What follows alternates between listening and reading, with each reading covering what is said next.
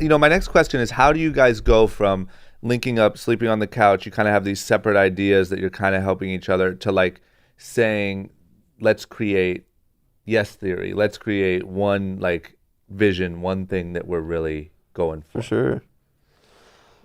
That night in Montreal when we were What night? the Illuminati. Oh yeah. Because my other question, just in case so I don't miss it, is like I'm assuming the blow up happened after that moment, or no? Or did The blow up in terms of the channel? Yeah. Mhm, Or yeah. did it start to? It happened after you kind of branded it as Yes Theory and like got. Yeah, Okay. big time. So how did that happen? How do you get from that point to starting on a mission? Well, I think there was two phases of that. The first one was the actual commitment from us, because now it's September. I got to go back to school. Thomas was going to move to San Francisco to start working on his own tech startup, and Matt was just going to continue working on Heart City Apparel, his clothing company. So the first step to that was us committing that, okay, I'm not going to go back to school. I'm going to find a way to make this work. Matt is just going to dissolve the company, and Thomas is going to cancel his plans for the other startup that he was going to work on. Yeah. Wow. And so that decision was made, and then we started asking ourselves, like, what is it that we are actually trying to build with this thing that we're doing, the videos on YouTube? Yeah. And it always, with all the discussions that we had early on, it always came back to community. Yep. It's like, how can we create a community of the most engaged, the most successful, the most powerful millennials in the whole entire world, that it can become a power just as big as the UN one day. Yeah. That if we say that we want, like, there's a natural disaster somewhere and we have this community of people that would respond if we ask for help, then that is able to like move the needle on big global crisis. Yeah. And the idea in our head, so that's on the masses level, but also in our heads we were like, but also how can we create a network of, again, like our most successful, most brilliant friends that can become this like league or like a, How would you call it? All-star team? Yeah. Well, we were like, how do you call? What is it? What does this look like? And we're like, oh, it's like the good Illuminati. Oh yeah, and that's where it was that's like, why you okay, said Illuminati. yeah. It's like how could this have like, so, and then once we decided that we're gonna build for community, that ended up helping us a lot, kind of shape the future of the content at that point, because Project 30 was over with the 30th video going out, so we rebranded to Generation Why Not. Mm-hmm.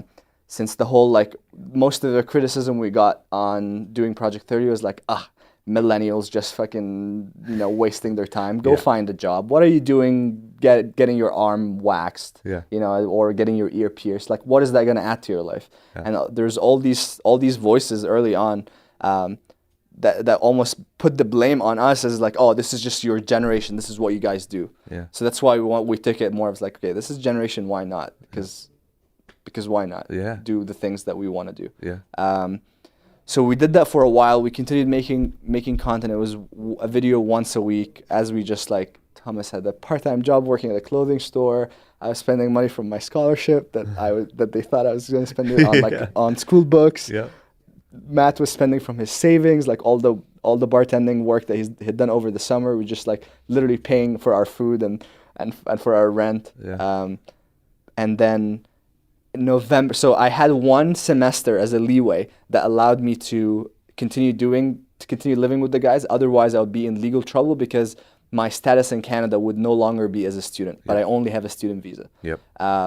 So by November, we were making plans that these guys are going to come out to British Columbia to live in the college town that my college is in, and then we're going to continue making videos as I go to school. But around the same time, we got an email that changed. That was like the turning point, and Matt can tell us about it. And can I just quickly ask you, because I know a lot of the questions and stuff that I get a lot is budget and stuff like that. I mean, you guys are just filming on what, a 5D, or what are you? Oh, it was a 70D. Canon 70D. Yeah, that Thomas had like saved to get throughout college, and that was what he was using to just make all these videos before. Yeah. And just editing on your computer and just putting the shit on Thomas YouTube. was just like doing, Montreal is a cheap city. Like if you want to start anything, that's the place to go. It's like Canadian dollars. We were paying like a total of $900 a month for all of our living. It's like $300 each. So yeah. Great. We were I just wanted to clarify like that when you talked about living on a bartender's savings and student low whatever. That was rough. Yeah, it's good though, man. That's it was that's what you pasta want. and noodles. And Yeah, dude. There's I think one. a lot of times people look for the catch. The like, why can't I do this? Right. And so you hear people's stories and you're like, well, there has to be a reason in here why I couldn't do that. And it's like, oh, they had an investor or they had, Right. you know what I mean? But the fact that you guys literally like Right. dodging being deported while working on, you know what I If mean? Thomas was here, he would have told you about the time his card bounced because of he bought like a pack of gum for $1.25, Yeah. and his debit card bounced because there was insufficient Lack That's of funds. amazing. funds. Yep. Yeah, Yeah. that's what it said. Okay, so tell me about the email. Yeah, so in November, and dude, Montreal is just the coldest. So to give you the setting, it's like negative 20 degrees outside. Yeah. Like we're desperately trying to make videos that hit. We're having a tough time, and then we get an email from this random company called Vertical Networks, and it's this girl, and she's like, "I love what you guys do. Would you be interested in moving out to Venice, California, and hosting a show for a new Snapchat Discover platform?" And at the time, we were getting kind of like random emails from producers and stuff, and like TV, and we were talking to them and MCNs, Yep. and it was all kind of like sketchy. So we were like, no, it's just another one of those emails. So we ignored it for like 3 days. We were just like, let's not talk about this. It's not worth it.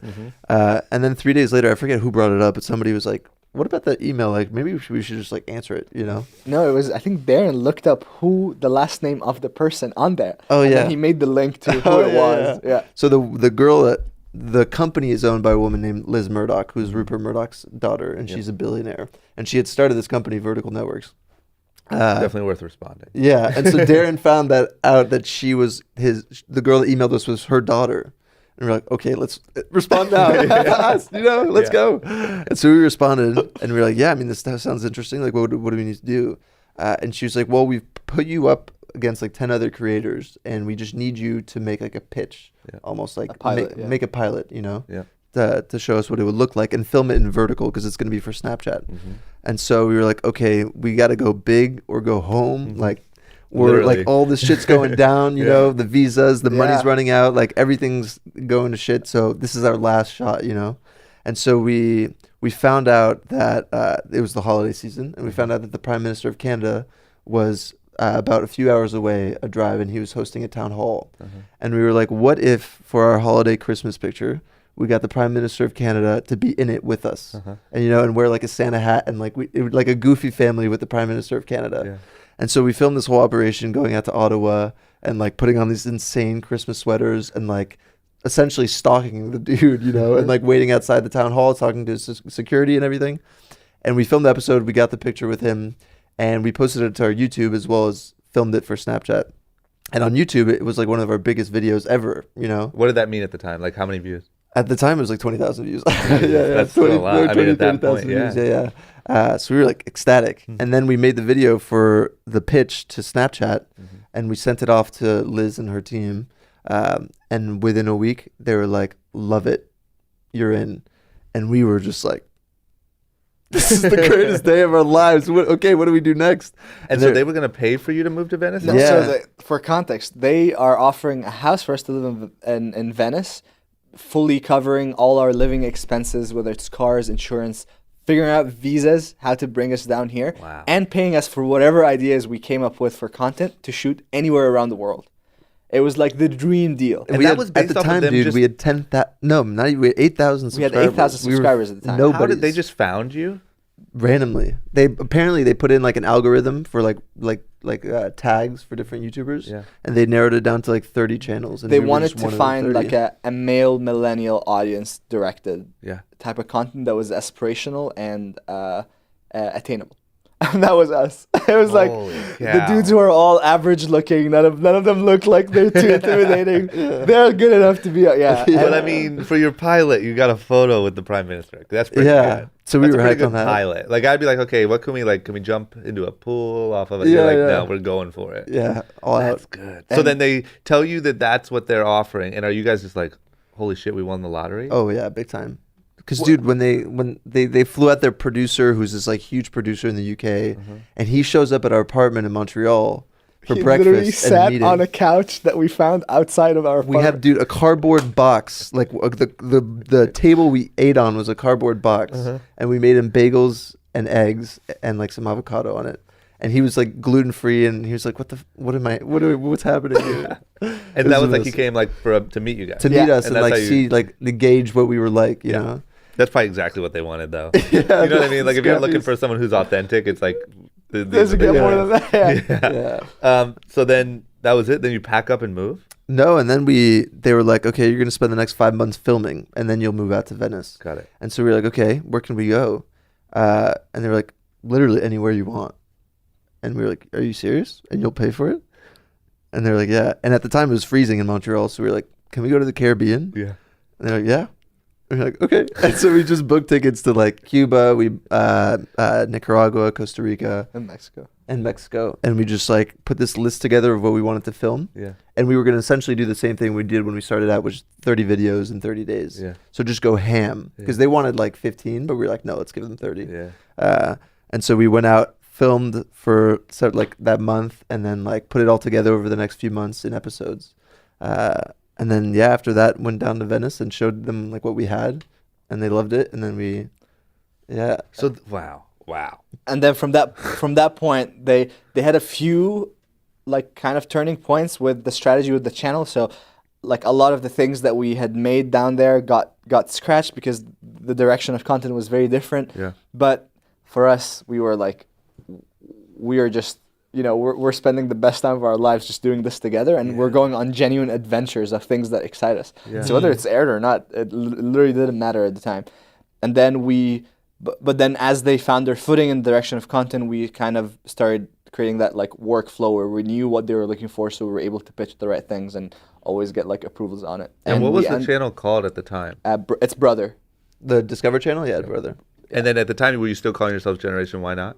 So yeah, for the first like month until we had like all had a conversation about like, okay, is Generation Why Not the best brand friendly name? And then we went on like a team soul search to actually figure out what we're gonna call ourselves, and we just realized that the biggest tying theme in our story is how we each said yes when we were not supposed to say yes, when everything pointed in the direction of no. And it just like, it clicked. It was like, oh, yes theory. Yeah. It was there in our other co-founder who just had that click in No, it his was head. Thomas. Oh, was it? I remember Oh. Thomas, yeah. And so we rebranded to Yes Theory. At that point, like our YouTube audience isn't even that big to Well, we care. weren't posting while we were filming this for Snapchat. We didn't post on YouTube. And that or anywhere. did being on that Snapchat Discover page help blow up your audience or not really? Yes, yeah, It for did. sure. It gave us a lot of attention. Yeah. Got it. I wondered if people really like. Some days, like on a good day that we had for an episode that had like good viewership and good retention, we would get 15,000 subscribers in just one Sunday. Got it. So that thing really had power. Yeah, it did. That's cool. I didn't know if how many people watched that shit. I didn't And know. bear in mind that we were getting that conversion while there were very hard restrictions on us being able to promote any platform. Yep. Obviously, like Snapchat is not going to let us say Of go to our course. YouTube channel. Yeah. So we So would people sneak were it in. actually just looking up what Yes Theory is, what this thing they were watching is, and they're Yep. going to subscribe to it on YouTube. Guys, if you like that and you want to see more like it, as well as vlogs, other web series, and all the random stuff that I'm doing here on YouTube, don't forget to click that subscribe button. You won't regret it, I promise.